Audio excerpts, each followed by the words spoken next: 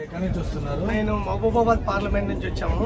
మేము మొత్తం 7 assembly segment నుంచి వచ్చాము. భారత ప్రభుత్వము, నరేంద్ర మోదీ ప్రభుత్వము సుమారు ఈ ట్రైన్లో 1344 మందికి ఈ అయోధ్య అవకాశం ఇచ్చింది.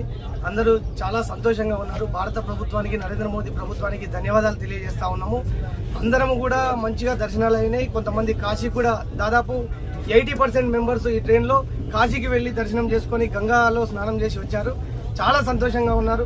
ఇక్కడ మాకు అక్కడ ఉన్న అకామిడేషన్ కానీ ఈ ట్రైన్లో సకల సదుపాయాలు మాకు భారత ప్రభుత్వం కల్పించింది. భారత ప్రభుత్వానికి, నరేంద్ర మోదీ ప్రభుత్వానికి మేము ధన్యవాదాలు, కృతజ్ఞతలు తెలియజేస్తా ఉన్నాం.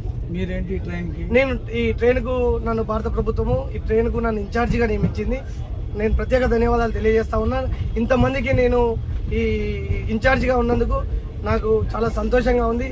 నా అదృష్టంగా భావిస్తా ఉన్నాను ఇంతమందికి నేను ఇన్ఛార్జిగా ఉన్నాను.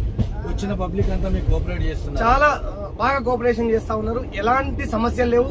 అందరూ కూడా మనస్ఫూర్తిగా నాకు సహాయ సహకారాలు అందిస్తా ఉన్నారు.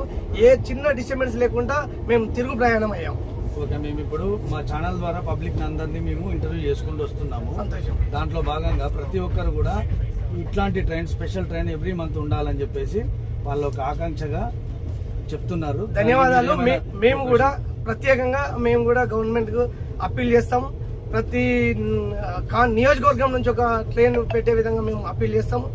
భారత ప్రభుత్వానికి కూడా మేము తెలియజేస్తాం.